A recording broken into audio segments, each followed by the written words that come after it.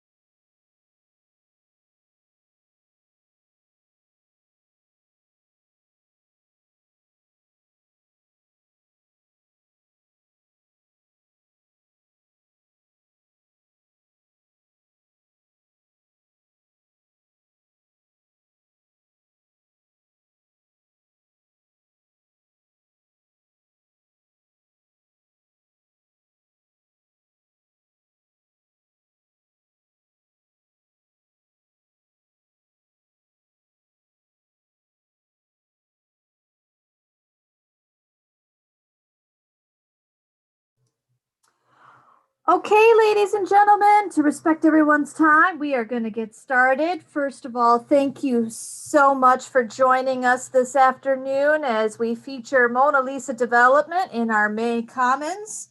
A few housekeeping items. We are using Zoom webinars, so there is a question and answer function at the bottom of your Zoom screen that I encourage you very much to use if you have questions throughout this program, to interact with the ladies as they are showing what they do.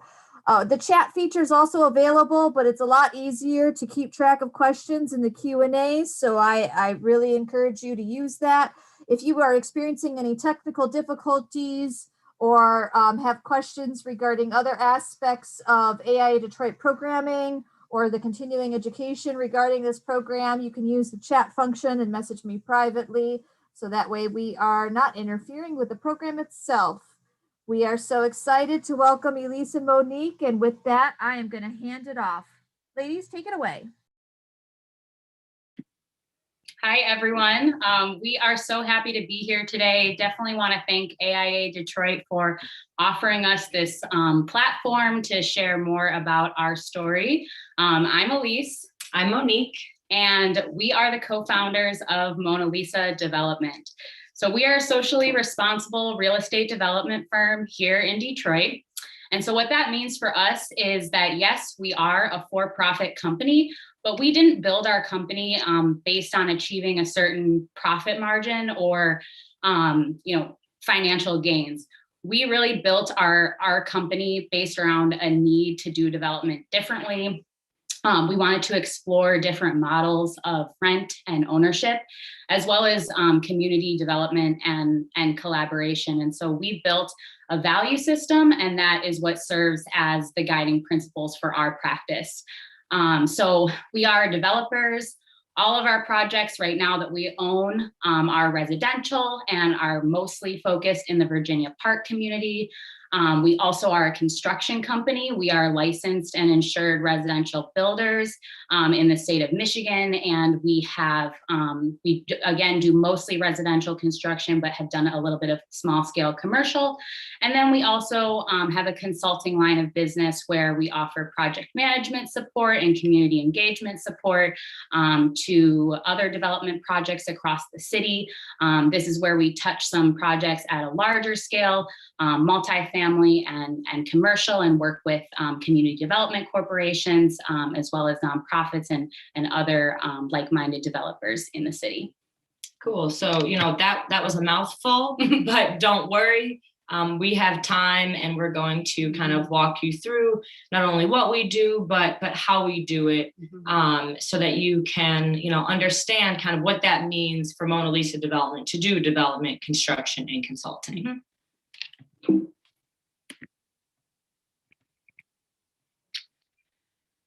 So together we create neighborhood masterpieces. This is really our guiding light.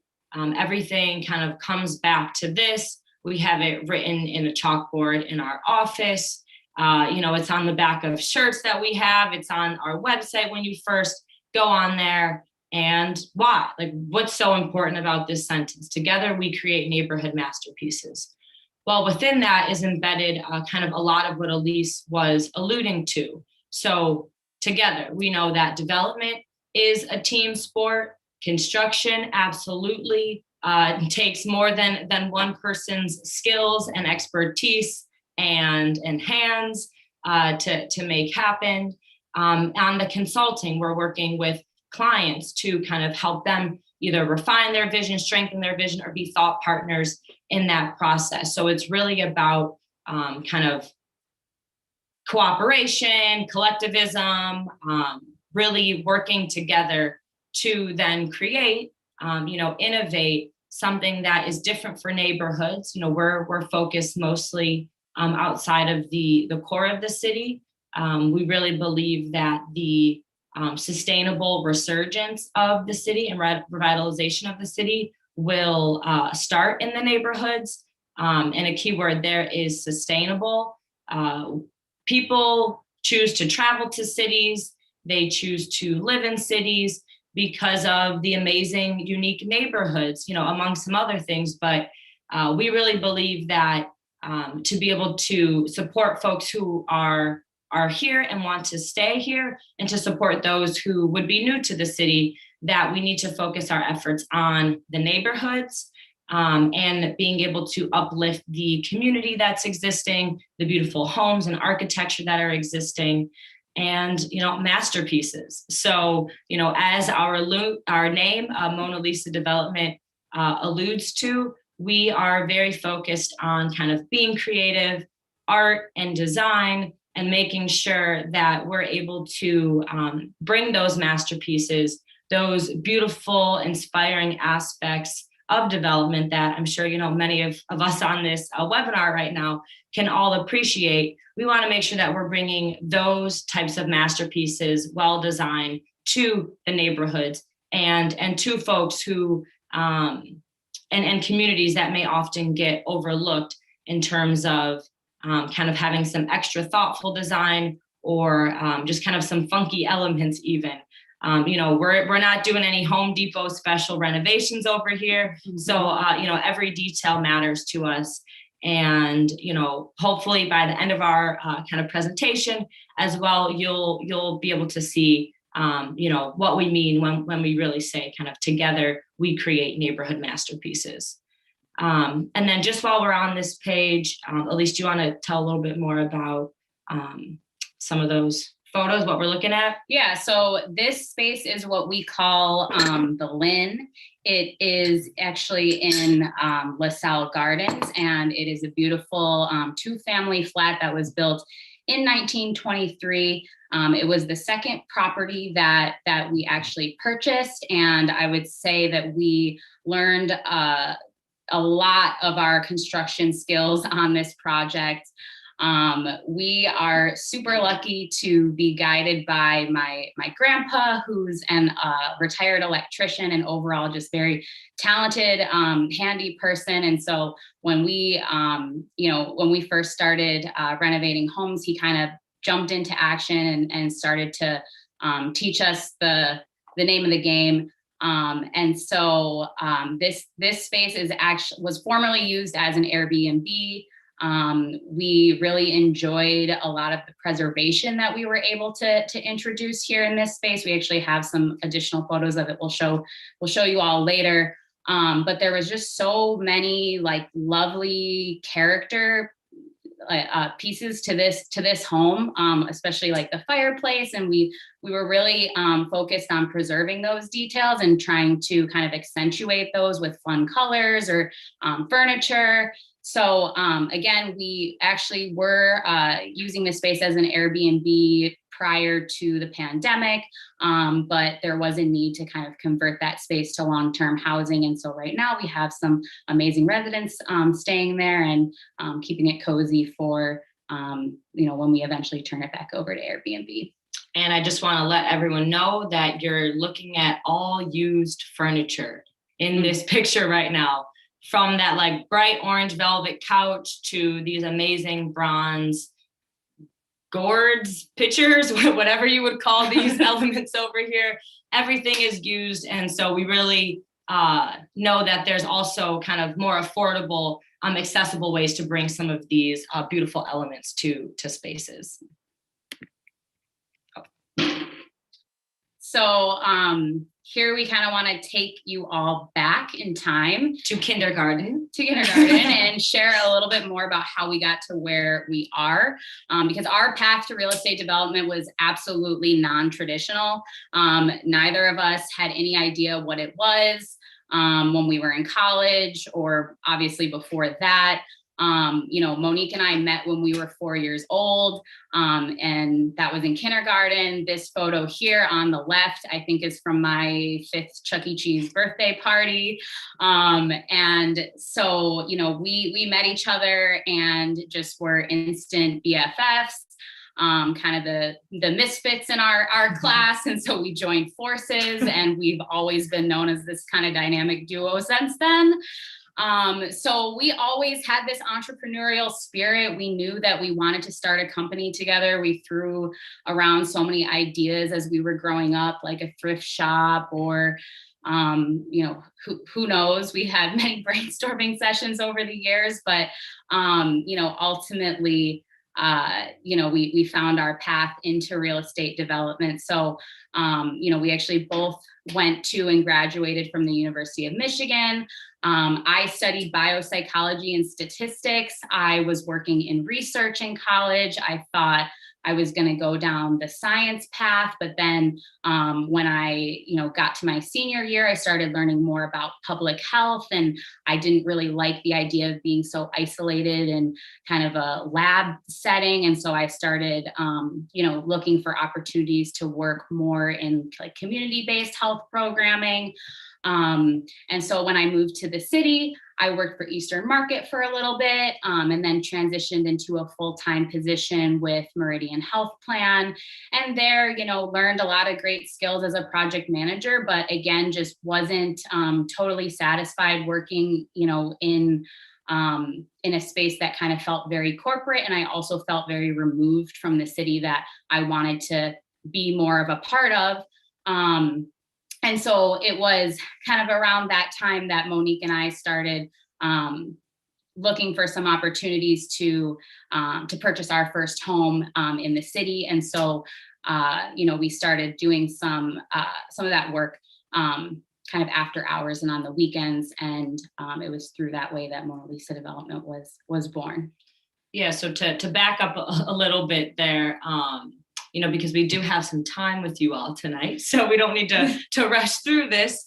But like Elise said, we met when we were young, and we're always entrepreneurial. I think I first started, I later went on, to U of M and actually focused on international human rights law, and Spanish is what I kind of majored in. And I was really always kind of oriented towards social justice. And I just never realized that real estate development would be an industry or a vehicle for kind of expression of that, and being able to contribute to kind of equitable causes through real estate. Number one, because I didn't even know that was an industry. Both Elise and I were raised in West Bloomfield. I spent a lot of time growing up in the city with family, though, in the West Side. in the Brightmoor neighborhood. And ever since a kid, I always noticed taking the drive from West Bloomfield to Brightmoor, going down Telegraph, passing Southfield, then Redford, turning out to Finkel. I always noticed the difference in the built environment, how nice the strip malls and the landscaping were around where we were growing up, and then how it started to change. And the further that you went away from the nice area of West Bloomfield, it almost seemed like, the buildings and the amenities also became more sparse and looked more distressed as well. So just kind of when thinking back to like, how did we get to be to this point? For me, a lot of it comes back to, as a kid growing up and seeing these different divides, the haves and the have-nots, the suburbs and the city, and also understanding the kind of racial lines along that and the socioeconomic lines along that. And so, when after going on to U of M and, focusing on kind of international studies and human rights, but being like, wait, we have all of these issues, all these human rights issues here, all these social issues here. And rather than leave almost what was like an escape from some of that, really kind of stay home and stay committed to bettering, my hometown, a city that we love, which is Detroit. Now we're back to our first home. Yeah, now we're back to our first home. So this is a snapshot from us working at Hazelwood Home. 2016, probably. Yeah, 2016 is when we moved in. And we look super happy, all dressed up in our safety goggles and our dishwashing gloves. Don't worry, we have upgraded to some better fitting leather work gloves since then for dexterity purposes. But this house, this is Hazelwood Home. This is where we actually still live. And we learned so much of what we do just by doing on this project. We're so lucky to have a mentor who's so experienced to kind of teach us and guide us through the construction side of things. But we've also just learned from practice, and we've also understood the value of kind of being able to pass down these skills. So, again, I'll talk about this later, but we've really enjoyed opportunities to kind of work with other members of our families and share some of the knowledge that we've built through the work that we've done on these properties. And when we first started working on Hazelwood Home, it was really focused on the kitchen. Really, the kitchen was where we had the most have rehab, and we didn't have big budgets at that time. I was actually teaching second grade in the city, and Elise was working at the Eastern Market.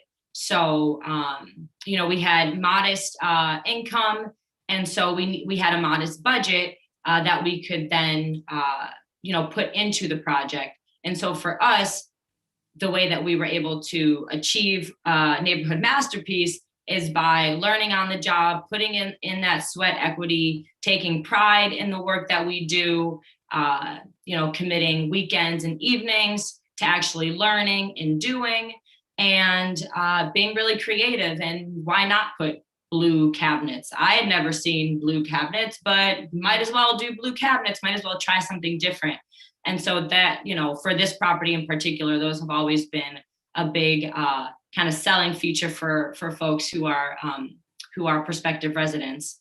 And then fast forward, and we are, as of last week, recognized as one of Crane's 20 in their 20s. So we're, very honored to be a part of this cohort, and especially alongside so many really dope, innovative, young professionals also doing their thing in the city and in their communities. But that didn't happen overnight. And so for us, a way that we were able to grow to that point was making sure, again, that there's togetherness, that we're not doing this work alone, that we're having the right team in-house, working with the right subcontractors who there's mission alignment, there's mutual respect, making sure that we are bringing in the right kind of other consultants like accountants and attorneys that can help us to refine our practice and at the smaller scale, really be able to perfect things before scaling up. We just kind of had consistently like one property a year is basically what we were on track, kind of purchasing 2 family flats, and then kind of fixing them up that way. But is house by house, and when we're doing work door by door, exactly. At that growth. So it was definitely incremental in terms of that. Like we touched a lot of different things, but we really wanted to focus on making sure that we're building the right system and processes in our company to be prepared for continued growth. Mm-hmm.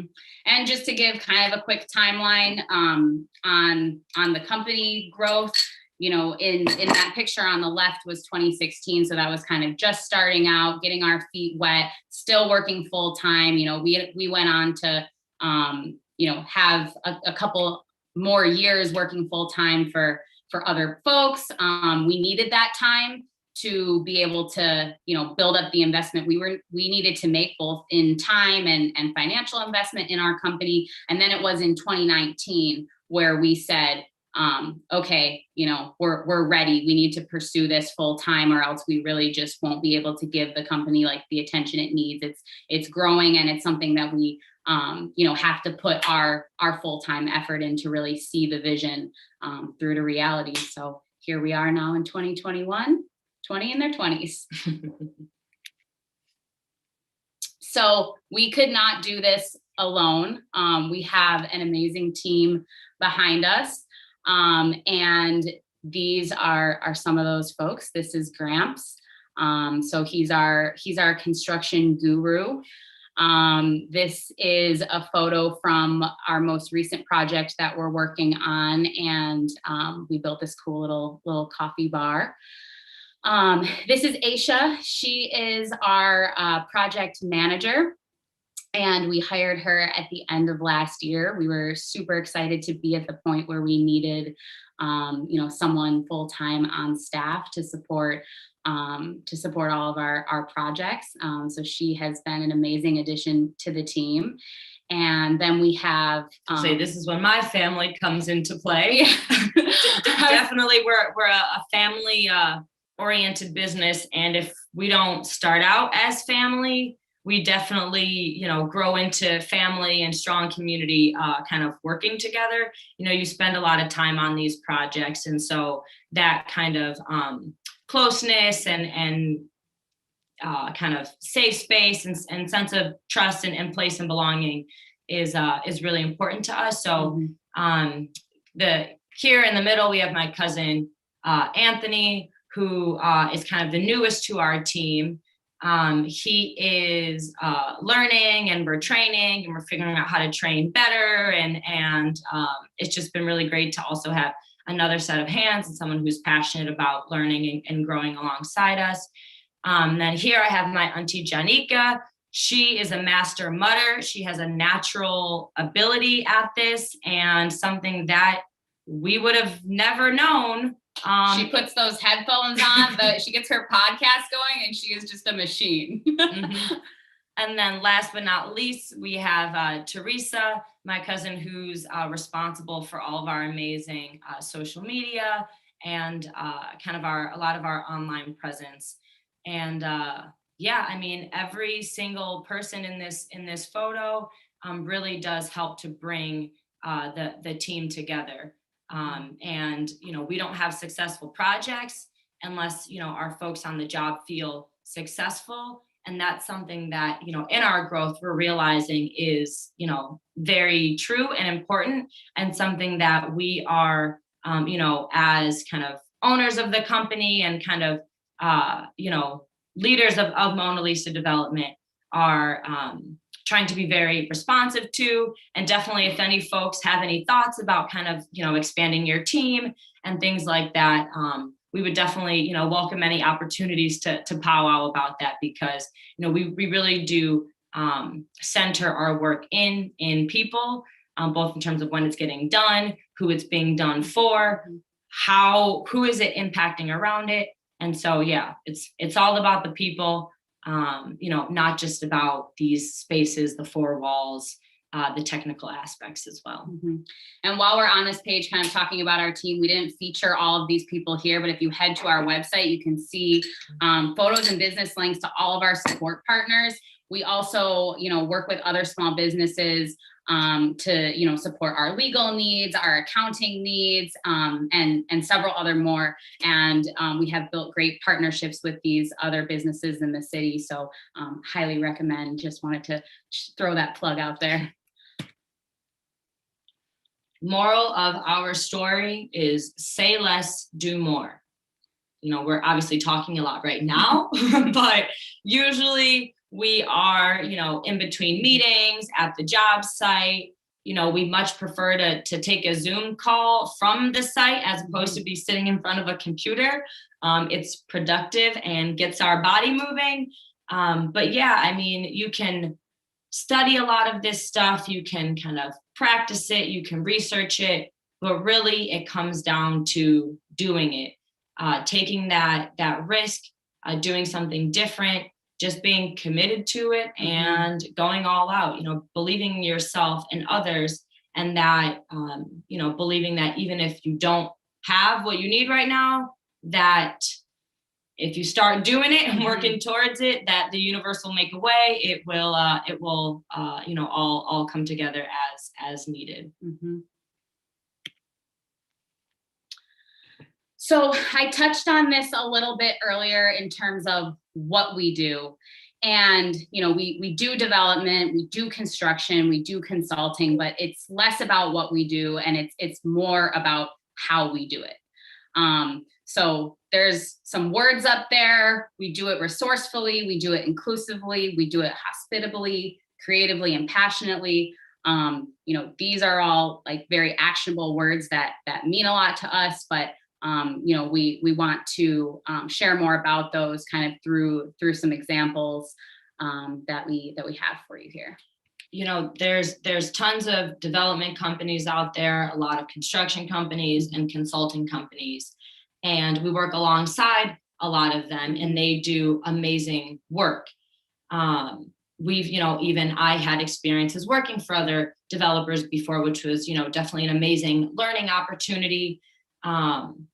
But, for us, if we wanted to do things the way that they're already done right now, we would try to get hired at one of those amazing companies that already exist.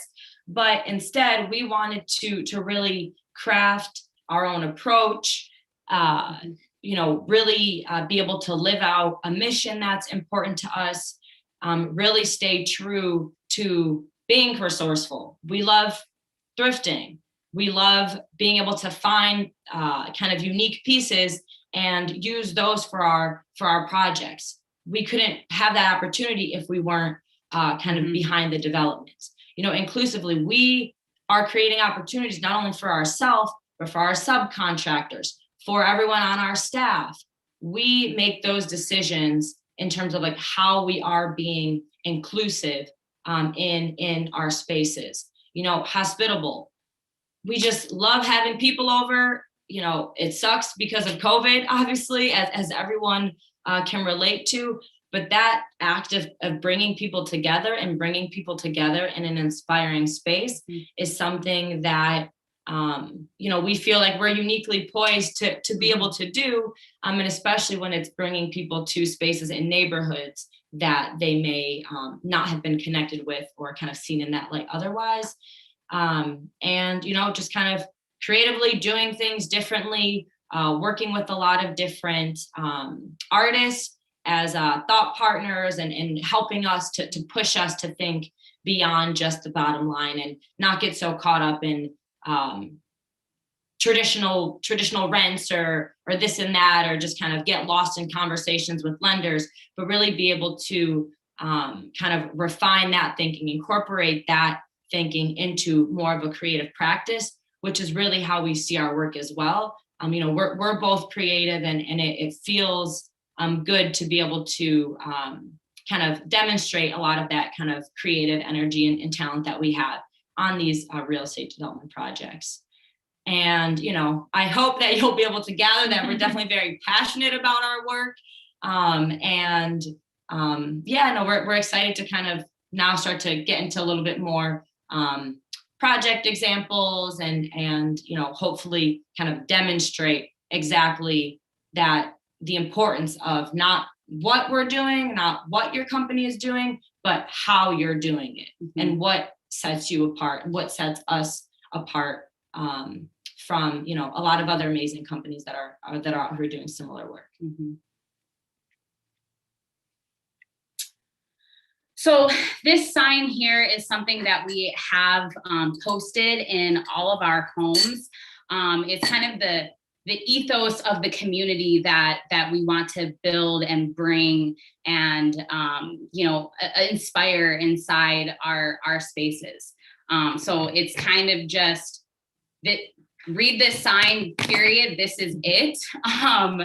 It's important for us, for anyone who kind of visits our space, and also those folks who live in our spaces.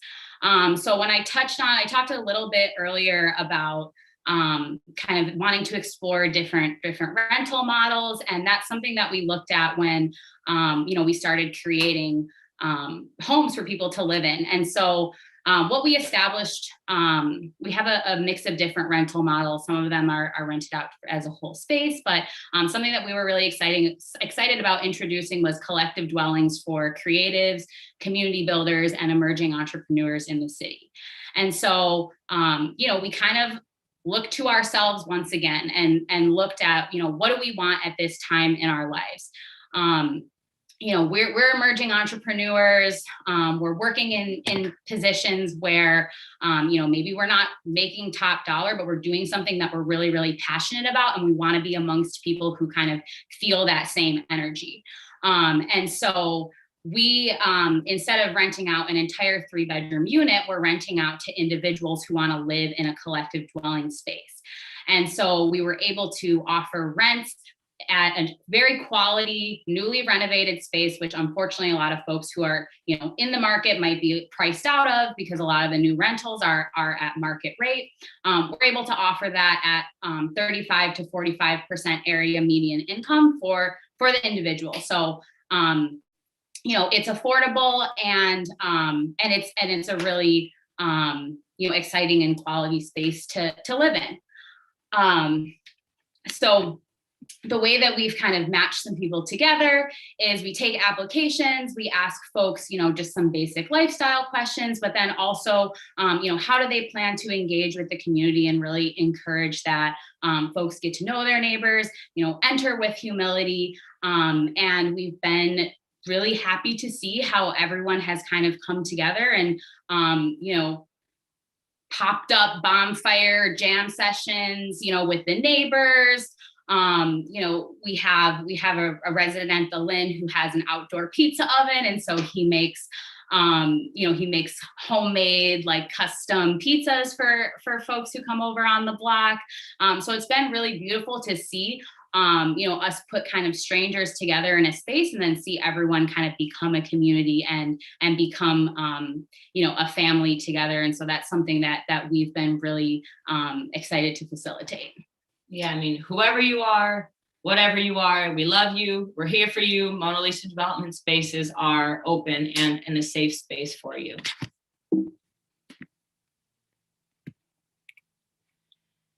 So this project here is one that we're working on with folks in community on our block of Hazelwood, converting 3 longtime vacant city-owned, land bank-owned lots into a community gathering space an amenity to meet some community needs.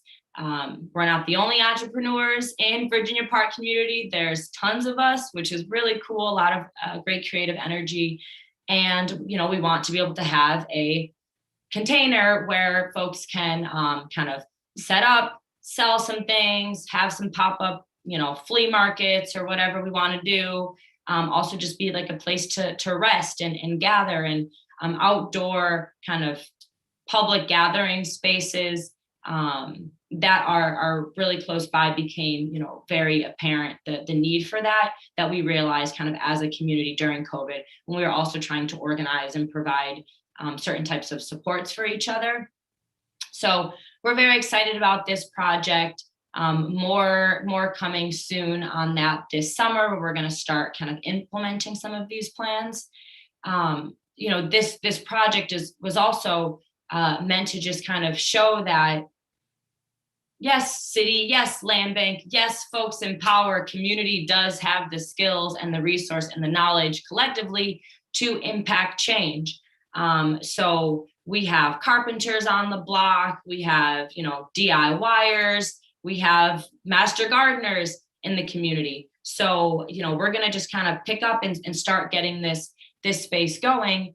And it's just kind of really a micro example and something that we see throughout our work, that Detroiters do have these skills. Some skills you're going to have to train folks for to refine them, but folks do have these skills. They do want to participate. And for us, knowing that that's a reality and that we are committed to extending those opportunities to disadvantaged folks, it's important for us to work with Detroit-based businesses, minority-owned businesses. And so Elise handles a lot of that kind of procurement and managing those kind of subcontractor relationships on the general contracting side.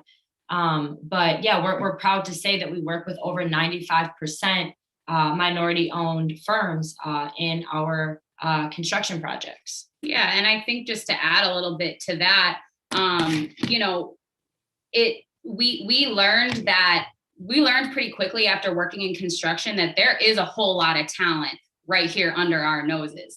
And I think kind of the difficult part when you're entering is understanding that a lot of those folks are small businesses. And so, we've had to work under a lot of referrals to find the people who, have the skills. Not everyone has like a sophisticated business website where you can just kind of fill out a Google contact form, but that also allows us to kind of build together as businesses and come up together and kind of build our pipeline of work and, share in the upside of that. So, we've definitely built really solid relationships now with other small businesses, and, it's been really exciting to watch each other grow and see where we can kind of support each other, whether it's like operationally or, growing and building skills. And so I also wanted to mention too about this project, we're really excited because we started with, some vision boarding. We, hired a landscape architect who lives in the neighborhood to design these plans. And then we kind of looked at just kind of a sample budget for something like this if we were going to, hire subcontractors to do the whole thing. And then we looked internally and we said, wow, like there's so much that we can do ourselves with the skills that we already have. And wow, we thought that we might not be able to execute on this project for a couple of years, but now we're like checking all these things off the list because we're going to just come together and be able to, put in some volunteer hours and create this space that we're all going to be able to use and enjoy together. So, again, like it's just been exciting to see how creative, we can be as a collective community and just kind of building off each other's skills. Shameless plug, we are having another annual Build the Block yard sale. All the proceeds are going to go to support the kind of creation of that community gathering space that you just saw. So we'll be hanging out all day, Saturday, Sunday, and Monday, Memorial Day weekend. Last year, we raised $2,200, which is really cool because we were just like having a fun weekend, and we're excited to kind of raise more funds this year as well. Lots of treasures await you. So again, this is the Lynn. We just really wanted to share some before and after photos and show kind of what you can do with, you know, minimal resources. Like we said, we were kind of self-funding this project, and so we wanted to be really creative with paint and finishes. You know, as you can see, we didn't really change much up about this bathroom, but we added a lot of, you know, we added brightness, we added some accent colors, and some, you know, some more fun fixtures and furniture. This is like one of our pride and joy kitchens, because we really loved being able to preserve these built-in cabinets. You know, a lot of times the old kitchens, they just can't support having all the modern appliances that, you know, we have become accustomed to. So we weren't able to fit a dishwasher here, but we really wanted to prioritize saving this beautiful wood. So, you know, we spent a lot of grueling hours chipping paint and sanding so that we could get a good finish on the cabinets. But I think adding this kind of cool emerald color, you know, totally modernizes it, and it's a super funky, fun space. Cool. And this is our project, Dandy Jacks. This is actually located in the North End. It is a really fun project, kind of urban farmhouse style with tons of unique elements, a lot of different colors, and an impressive 3-story deck, which, you know, we don't unfortunately have any pictures on here, but if you go to our Instagram, you can find more. This one, we just love, again, being able to create kind of an oasis, a home away from home, kind of relaxing, calming space with the design, and being able to welcome folks into that space and into the neighborhood. So this is kind of the Airbnb profile that we have for the Dandy Jacks. We are super hosts on Airbnb, and we really love just being able to kind of introduce people to Detroit through having an Airbnb space. So people, like, you know, obviously there's so many people who come to Detroit and they have some type of preconceived notion about what their experience is going to be. I think, you know, looking at our reviews, you know, people like a lot of people's perception has totally changed, because, you know, they come into this space and they see how beautiful it is, and they see kind of the community presence, and we make sure that folks like know what is accessible to them in the neighborhood and all the amenities there. You know, when we were hosting Airbnb guests at the Lynn, we absolutely loved how our neighbor Bernard would always make sure that he was the welcoming committee, and he would go and greet people at the door, kind of share a little bit about the neighborhood and his family. And we had like several guests who ended up, you know, just kind of chilling with him on the porch, drinking some beers and listening to Motown and kind of learning about the city through his lens. And so, you know, that's a really beautiful opportunity, because otherwise, you know, if you're staying in a hotel downtown, you're just not going to get that same experience of what is the history and the culture of the city. And so we've really been able to share that through our Airbnb spaces. This project right here is one that we're working on right now and actually slated to finish in a couple of weeks. We're super excited for Hooligan House. It's a partnership with artist and fellow community leader Tony Hooligan. He's done a lot of murals throughout the city, and some of his prints are kind of shown in our Lynn project, which we featured. But and we really loved being able to connect art and culture consumers, you know, i.e. visitors, with art and culture producers through that space. But we felt like, you know, just the prints and the artwork in frames was only taking it so far. And so folks still weren't able to get kind of a real vibe and kind of a story around the art in that way. And so we're, you know, very excited to be close to the finish line on Hooligan House, which will be an immersive art experience. Lot of big murals throughout the space, telling the story of kind of save the bees, beehives, collectivism, worker bees. We all, work our butts off and love what we do. And so this space will be an Airbnb space as well.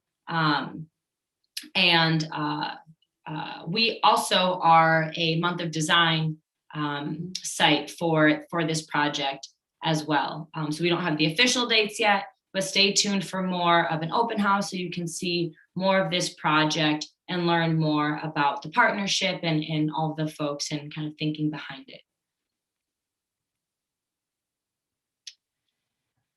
So Black Detroiters Rebuild Virginia Park Community. This is another project, a large initiative that we've been working on since the summer of 2020. This project came about in response to a couple of things. Number one being the lack of progress that the Herman Kiefer developer had made on the residential homes. There was approximately 125 homes and 500 lots, or 400, vacant lots that he was able to purchase or get an option to purchase for $500 a home and $300 a lot. And folks in the community were closed out from that opportunity to be able to participate in the resurgence of a neighborhood that is very historic on the corner of, 12th and Claremont runs through this neighborhood. As this quote from Mayor Coleman A. Young is alluding to, or is kind of directly saying, this community of Virginia Park was built by people, always comes back to people from the block clubs, people from business, people from city government. But the Herman Kiefer project was not allowing people to participate, and particularly residents of the city, particularly Black Detroiters. And so in the summer of 2020, when we think back to not only COVID, but obviously the racial reckoning that was seen across the world, we're realizing that in the city with the kind of most publicly owned land, the city with the largest Black population for any major city, consistently the poorest city. However, we have all of this land, and we know that the number one way Americans gain generational wealth is through home ownership. And looking at the kind of systemic racism that's embedded in our society, realizing that, no, this isn't just a community grievance against a developer. This is really about something much larger. This is about who gets the opportunity, who do the folks in power see as being deserving of that opportunity, and how can we collectively come together and not only address the problem, but really collaborate with our residents in the community, with folks across the city, with organizations and nonprofits and for-profits and banks across the city to really put together a model that is rooted in grassroots development, collectivism, coming up together, supporting each other along the way, which is what this neighborhood has a history of. Virginia Park Community Plaza was built in the 80s, kind of in the area where a lot of 12th Street was flattened after the 67 rebellion. And community members came together, raised funds to and sold purchase bonds to be able to secure a larger construction loan to complete not only the renovation and new construction of the strip mall, but also some kind of townhouses along 12th Street, Rosa Parks as well. So we have this history here. It's important that people know the history. It's important to remind people of the history if they don't know it. And it's important to collaborate on equitable development solutions. So we are more than excited to be able to participate and kind of help to lead alongside other community members this plan of getting the property, getting the skills, getting the resources, many more details in between. But we've come a long way and are proud to say that we have freed up some of the properties. We're working with the city now to continue to refine that plan and make sure that the disposition of the properties, the development of the neighborhood is equitable. If it ain't equitable, we don't want it. It has to be done the right way. And this is our opportunity to do that. So we're, feel extremely grateful, blessed to be able to be in this community, be working alongside all of these amazing folks here, many small scale developers, residents, go-getters, activists. And yeah, so please stay tuned for that. There's absolutely more to come on that initiative. And thank you for listening to our story. We're excited to kind of open up the floor and chat with all of you who are here on the call today. If you want to connect with us after this webinar today, please send a DM through our Instagram at Mona Lisa Develops. Also check out our website, www.monalisadevelopment.com. And then you can also send any messages to our email address, hello@monalisadevelopment.com. But definitely excited to hear your thoughts and kind of open up the floor for some discussion. Wonderful, ladies. Thank you so much. We have quite a few questions that came in. Definitely a lot of interest in what you guys were talking about. We'll get started with a question that was voted up in the Q&A panel. For team members that aren't relatives, what process do you both use to vet the new additions to the team? You guys alluded to this a little bit, that Elise handles a lot of it, but with new partners and contractors, what is the process that you use to make sure that that they fit within what you're already doing, as real estate can be very intense and stressful in Detroit? I'll let Elise answer this one, but I just want to say that even for employees that are family members, and maybe more so for employees that are family members, that process is important. Yeah, no, absolutely. And I mean, I think for us, we're definitely learning more about how we can improve our onboarding process. We're always, learning and growing. But I think for us, in hiring new folks, one thing that is really important is, does that person's, mission or goals kind of align with what we're doing. And so it was actually really serendipitous when we hired Aisha, our new project manager. Well, she's not so new anymore, but when she was new, she actually had reached out to us first. We kind of met with her, and we just got along really well. There was really good vibes. And at the moment, we weren't totally sure we were ready to hire someone new, but we said, hey, this happened. Like, I think we should kind of run with it and maybe open up the floor and kind of put out a job posting. And so we met with a lot of other really great people, which sort of confused us a little bit, because we're like, well, there's all these people that could bring a lot of value to our team.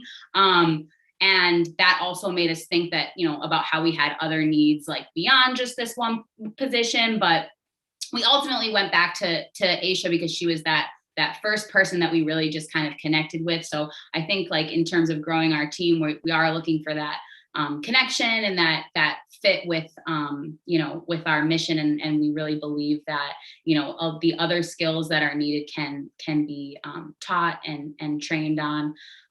But as far as like vetting contractors, I mean, that can be very tough. Sometimes it's trial and error. Even when you do go off a referral, which is, usually kind of my preference. I like to ask people who have worked with folks before and maybe get some reference photos or some reviews. But, ultimately sometimes you do have to kind of work with folks maybe on like a limited scope basis, just to kind of see like what the quality of the work is, what the work ethic is. So that's something that I've been trying to implement a little bit more, just because there are sometimes some unfortunate situations with, contracting and independent work where, someone will take on too big of a scope that they can handle, and they end up kind of leaving your job.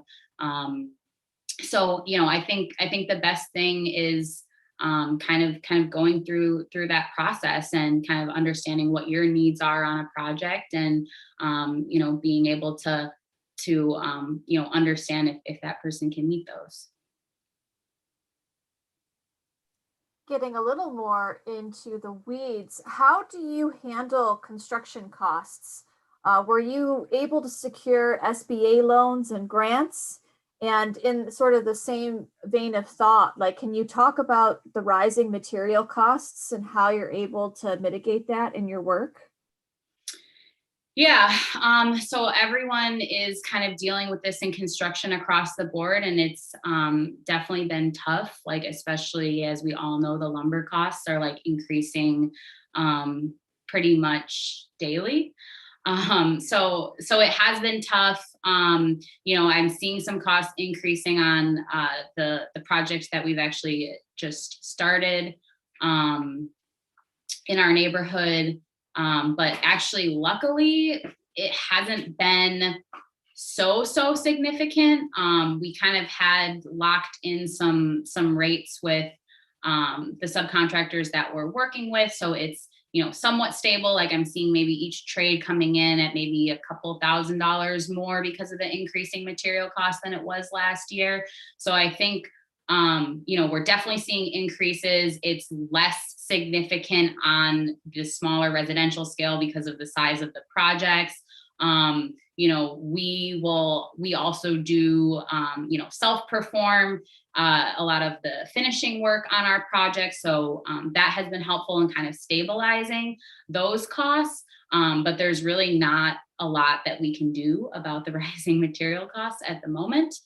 Yeah, I mean, if it's at a point where the rising material costs are going to make or break a project, then I think you really have to look at that project and see, is that a healthy project? These rising costs aren't, killing small scale development deals. And maybe that means, what we think that means is that it's time for those deals to start happening more and more. There's a time for everything, and it's a time for the neighborhoods.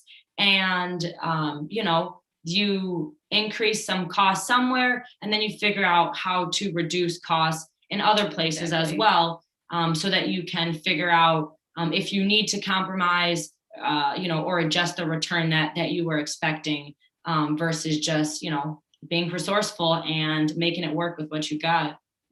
So you ladies haven't needed to secure any SBA loans or grants thus far?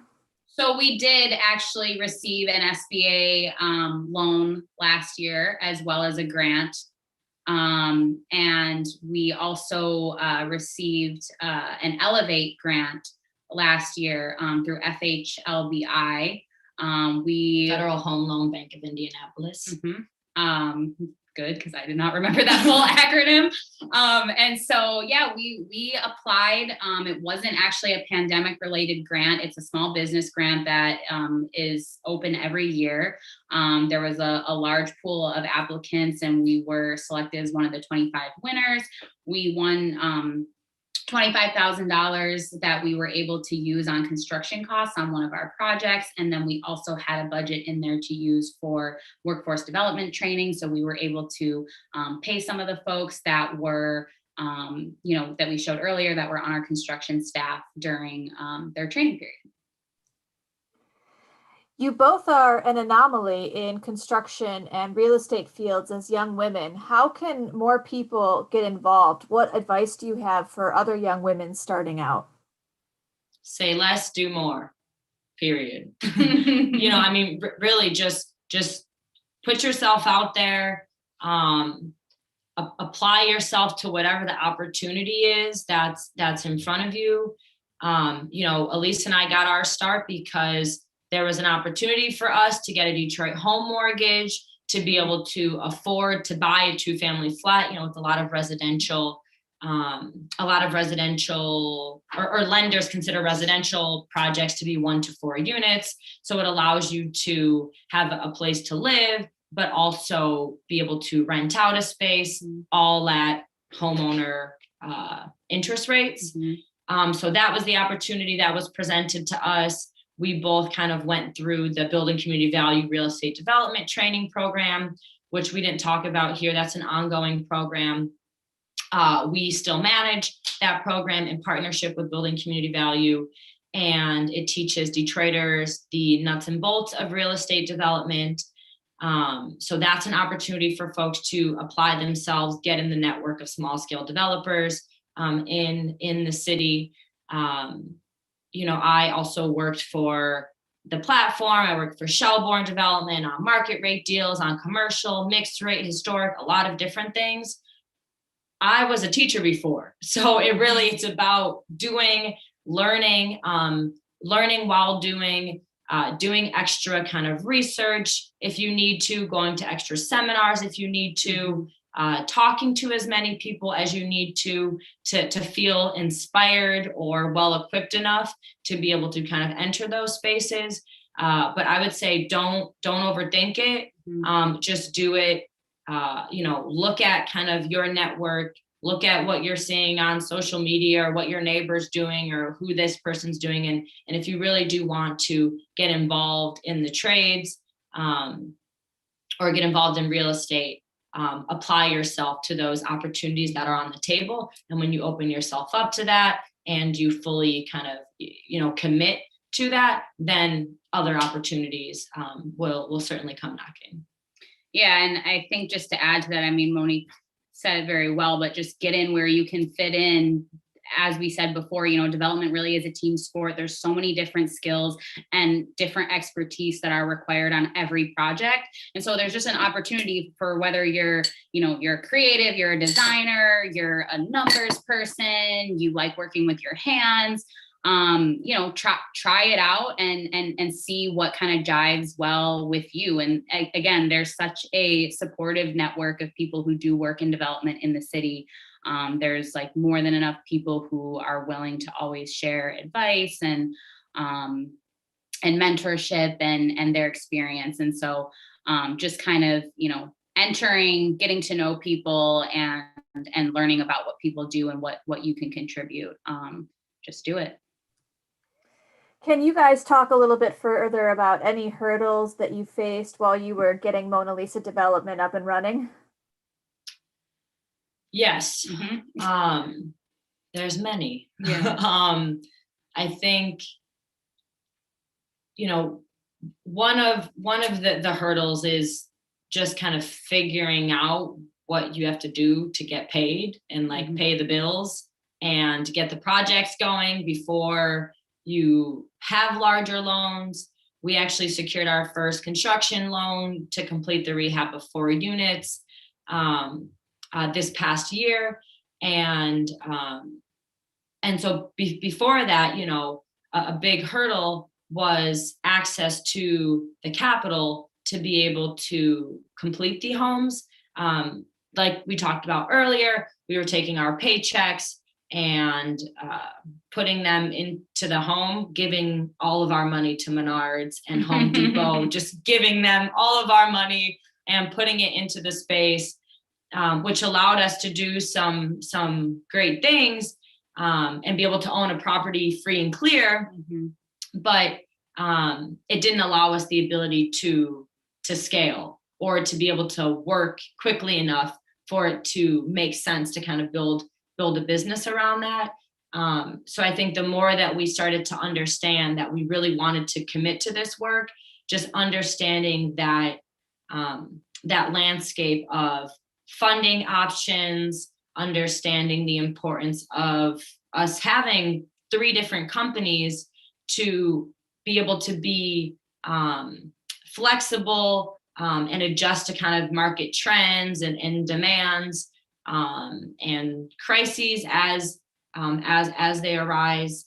So I think just that kind of theme of funding, access to capital to complete projects, but also just understanding okay, if we're going to quit our salaries, what do we have to do to make sure that we still can be comfortable and, still be able to support our lifestyles and, future investments that we want to make. So that was also kind of going back to understanding those different lines of business, mm-hmm. And how clients, customers, what is someone going to pay you for? Mm-hmm. We know people pay us for rent, but there's a lot of other aspects as well that it took some time for us to wrap our heads around that. Mm-hmm. Sort of in that same vein, as real estate is male dominated, how do you hold your contractors accountable for projects? Yeah, I mean, you can only have so much control over other people, but I do think that, I've tried to build really good, trusting relationships with the people that we've kind of committed to working with. So, I mean, there is, is he smirking about something behind me? but we've kind of, again, had to go through that trial and error. We haven't had a perfect experience with every contractor that we worked with. Absolutely. So once you find someone who is good, I've tried to really like nurture those relationships and kind of, let them know what we're doing, what we have coming up, that we want to kind of grow with them, and just kind of like share, what we're looking to do, and be very open and like less, kind of transactional about it. Because it's true. We do want to continue to kind of build with our team of contractors, but I definitely spend a lot of time chasing people down still, and calling incessantly to make sure that we're on the schedule, and feeling like I'm getting ghosted, but then they come back around. So it's not easy. Internally, I've been definitely focused on building a lot more like organizational tools to help us, manage the construction, and just make sure that like we know where we're at with everything. But, you really only can have so much control over others. Yeah, I mean, I was smiling back there because, Elisa spend time like tracking down contractors and things, but she'll be like, oh, I'll be gone for 10 minutes. I got to just go drop this thing off or have this quick conversation. Like an hour and a half later, Elise got into this great conversation with everyone. They both give their backstories, and really that relationship building is what gets people to be like, yep, we're so busy, we're not taking on other work, but we love you, Mona Lisa. Like, Elise, you're our girl. We're gonna kind of work something out. And so, also just to kind of build off of something that you said just a bit ago, in terms of having to track people down or getting on the schedule at this scale, and working with a lot of, kind of other small businesses that may not have a team to support them, or they may not have, an assistant, or they may not have an accountant to do the draws, and they may not have all these other supports around them. But that doesn't mean that they don't deserve an opportunity to get paid on these projects. They may not be the best at answering the phone, but they are extremely talented and professional on the job. There's kind of trade-offs that you have to do. And our hope is that with our work and our processes that we're continuing to build and refine, and our approach and our kind of continued business, that from our projects or client projects, we're able to connect them with that they will grow alongside us, that we can kind of share some tips from small business owner to small business owner, that we can share resources that we know about to refine those things.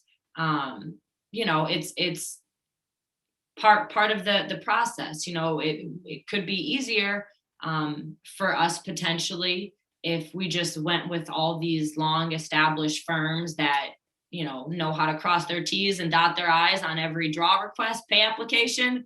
But for us, again, it's about creating more than just opportunities for ourselves, but creating those opportunities for disadvantaged businesses as well, and ones in our city as well. Because again, we don't care about a come up alone. We care about coming up together. Like, that's what we have a lot of kind of pride and passion around, is that theme. And so, yes, it takes more time and effort and energy. And sometimes we're like, this is irritating, but we always come back to our mission, and we always, think about when we're learning and we're kind of refining some of our pieces, would we want someone to give us that extra shot? Would we want someone to give us that extra time? The answer is yes. So, we are all about practicing what we preach. So a comment and question, love to see young people in the city making a positive impact. Curious about the process on engaging the local neighbors in the design process and outdoor communal spaces. Yeah, great question. And we were going to put some more slides in here that kind of spoke to community engagement, but it takes a long time to make a presentation. So we're like, oh, I think we'll stop it there. Yeah. But for us, our approach is really organic. Mm-hmm. I think it's not like, okay, and now it's time for community engagement. Mm-hmm. It's like, we're out here, we're connecting with community, we're saying hi to our neighbors, we're coming up with ideas together, we're talking about current events together, we're living together, existing together, sharing joy, pain, like we're just being neighbors. Human, being good neighbors. And so just that type of understanding has allowed us to really be able to kind of work in partnership on a lot of these things with folks. We still have some community meetings and things that we host, but that's also not where you get many folks to be deeply engaged. Like, we're meeting people, like we're at all the community meetings, but a lot of our neighbors aren't. And that doesn't mean that they don't want to be there, that they don't want to participate. Or that they're not even plugged in, because they still are, because they have those conversations on a regular basis as a collective group, when you're driving by and passing. But it's about meeting people where they're at. So, our approach is, being here, having a presence, being a neighbor, being a member of the community, and everything that means. And then also obviously having those opportunities for more formal kind of sit downs, for the landscape project. Gigi Davis is actually the landscape designer.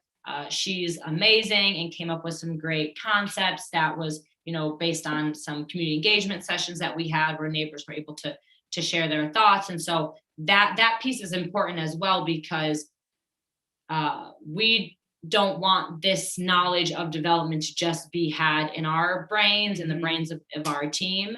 But we want it to be able to share that information and knowledge with folks in the community as well. So it is important to have, the architects and designers who are doing those technical pieces also be a part of those conversations as well. So folks can learn alongside the development process. Recognizing that you guys do a lot of development in Virginia Park, the Dandy Jacks project is in a different neighborhood. So how do you start community engagement when you acquire a property in a completely different area with different people? Yeah, great question. The same thing, you still have a presence at the space, you still talk to your neighbors. That home in particular is actually one that my parents own.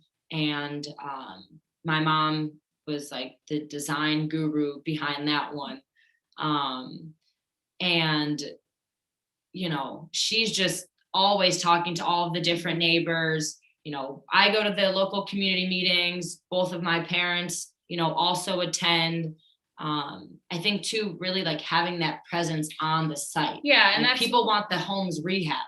Yeah. And for us, we stay really close to our projects. And so we are there from the beginning, acquisition through the construction, through, leasing or whatever the space becomes. And so we're always there. We're very open. We pop over at random times throughout the day to check on things. So just kind of, again, having that presence, waving to people, introducing yourself to people on the block, and spending dedicated time that isn't in this kind of that's not in a meeting setting that you've, kind of set up. Just being there, being available, being open. And it comes back to our interest and commitment to hospitality, and customer service, quite frankly, want your clients, you want your residents, everyone to have a good experience with your development, to interact with it well. And that's the same for the neighbors in the community around, always kind of entering a space, with humility, with respect for everything that is going on and has gone on that you don't know about, and really being vulnerable to and kind of sharing who you are, what you're working on, and just kind of asking for an invitation to be able to get plugged into the things that community folks are doing as well. It's not like this, when we're thinking of like, property management hat for like, being able to like lease up space easily and marketability that way. And then when it comes to everyone else that's going to be impacted by the project, we just completely ignore them. I think that's unfortunately what happens a lot. It's like a whole separate bucket, but really it's, in our opinion, you don't have a successful project if you don't have the community support and community kind of interest and commitment to, and like desire to see the project come to completion and be successful. You really do want to have, community members not only advocate for kind of positive social change in their neighborhoods, but also to advocate on behalf of you as a developer, small scale developer, and the success of your projects as well. And I think too, something that's been really important, like in my learning experience, and I think this does go without saying, but just like be a really open listening ear. When we first moved to Virginia Park, like we started getting plugged in with block clubs and just learning about the like incredibly dense history of all the people who have lived in this community, all of the activist work that they've done. And, we became really engaged with a lot of those elders in our community. And they're like, okay, like, here you guys are, like, we're ready to pass the buck. Like, let me just kind of share this last like 50 years of history that we've done. But and so that took a lot of time to kind of digest and understand all of that. But like, we have now been able to kind of continue that legacy. And that was after a lot of time spent just kind of learning and, making sure that we're respecting everything that, has already happened here, and doing our best to kind of continue that work. So at the opposite end of the spectrum from person to person referral, has being active on social media helped your business at all? Yeah, I would say so. I think a lot of people, hear about our work from social media. We're definitely trying to grow our reach, which is why we're super excited that this event was live streamed, because we want to go live more often. I think social media has actually been kind of our primary marketing tool. It's where we have been able to connect with a lot of people who became residents of the spaces that we have.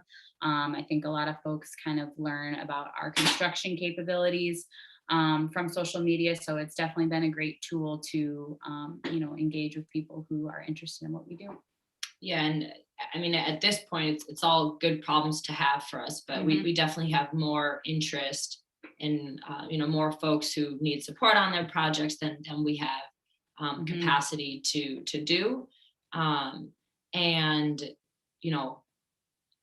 really for us, we hope to be a resource to connect with other resources in a lot of instances for folks, because we do want more people in similar positions as us doing this work, impacting change in their communities, house by house.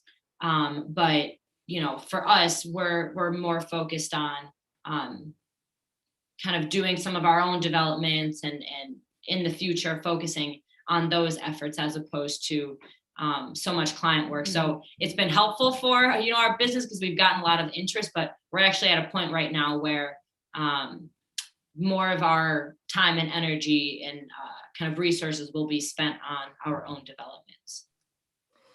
So how can Detroiters support Mona Lisa development in fundraising, volunteering on projects, etc.? We have plenty of people on this webinar who would like to know. All of the above. Yeah, so I mean, I think first things first, we have the yard sale. Definitely come on out. It's Memorial Day weekend, which usually means movement weekend, which usually means our huge set the tone party, where we have, you know, hundreds of people, community folks from, you know, across the city, people from kind of around the world, you know, back before COVID. But since we can't do any of that, we still want to be able to kind of celebrate this weekend, and, you know, sell some things to raise funds for the yard sale. You know, it's also another great way to kind of meet folks who are interested in kind of similar type of work. Yeah, and I think kind of stay tuned and connect with us on social media. Any other opportunities, we will definitely be sharing out. You know, we are, like, as we kind of develop the next steps for the landscape project, we were going to be installing some native gardens, and, you know, anyone who either has or doesn't have a green thumb can come and help. So, you know, we're definitely looking forward to having some opportunities like that. And you know, just connect with us on social media, and we'd be happy to find some way to get together. Okay, I just put your Instagram channel in the chat for anyone who's interested in connecting with Mona Lisa development. We have a comment, as always, love seeing the innovative and impactful work that you both do for our city. Keep it up. Congratulations. Oh, thank you, Sydney. And I've got one more technical question. Do you guys use a CPA, accountant, or bookkeeper, all of the above? How do you guys stay organized? Yes. So I kind of manage a lot of our finance efforts. So we have QuickBooks, which is a huge help for day-to-day bookkeeping. I do kind of most of that maintenance. But we have an awesome accountant that we work with from J&F Advisors. Her name is Ashley Johnson. It is she is a young Black woman who owns her company with her partner, and she has been an amazing resource for us. We actually take advantage of her consulting services, so we kind of plug her in for kind of some financial strategy support. And then she also helps us so she helps us with our financial strategy, and then she also does our taxes. So we do have support on that end, and we've had such a great experience working with J&F. But it wasn't after overcoming 2 hurdles of some other CPAs who are great, but they just weren't right for a real estate development business. There's a lot of different considerations that a real estate development business needs to consider when you are doing your taxes, and when you have a refinance coming up, or when you're applying for loans. And you know, that's where we could have saved a couple steps if we would have gotten that referral. She was a referral. If we would have gotten that referral from her, you know, rely on your networks. Don't try to figure everything out on your own. Because in real estate in particular, you know, there's some unique aspects about it. So definitely recommend reaching out to, you know, CNF or J&F Advisors if you know, are in need of some real estate development accounting. They're definitely know what they're talking about. and have been teaching us along the way too, which is important. Wonderful. Well, just one last question to finish off the event. What is your vision for Mona Lisa development as you guys grow and get more attention? Obviously, your publication in Cranes is likely to bring more business your way. So what What do you imagine Mona Lisa to be in a few years, and how will you maintain this value system as the business grows? Well, Monique alluded to it a little bit earlier, but we really want to focus on our own development projects and kind of as much as we can move away from some of the client work that we've been doing. We want to kind of continue to explore like different models of ownership through these projects, and just be, we want to be creative. We want to figure out how to make some different things, happen. But, again, just kind of focusing on our own development projects, focusing on maybe some more hospitality. Yeah. Yeah, I mean, it's we definitely do not work to live to, we definitely do not live to work. And it's important for us to be able to grow our models so that we can do those things that we're passionate about. These really cool, like we have 3 cool projects in the works right now that, we'll be, stay tuned for more on all of those. A couple of them will be getting launched this, this spring and summer.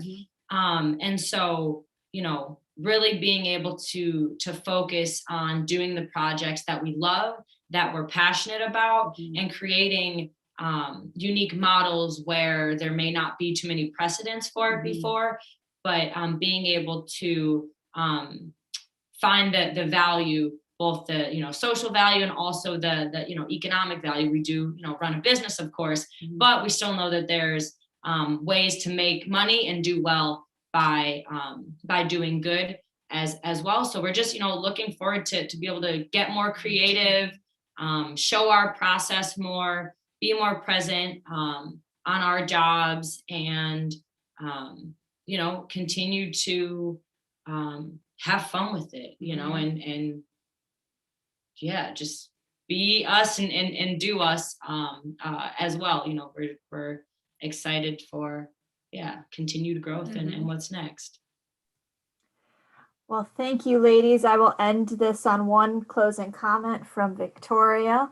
Thank you for opening up and disclosing a bit of your process, how you've navigated challenges, your personal narratives to all of us in the development community. Being in the spotlight can be scary, but you both have done a fabulous job in your presentation.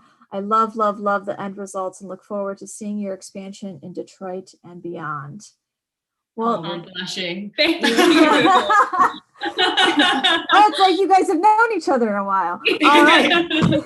Well, again, thank you, ladies, and thank you everyone so much for joining us with Elise and Monique of Mona Lisa Development. This was streamed live to all of AIA Detroit social channels, which you will be able to find it located there later. It is forever online.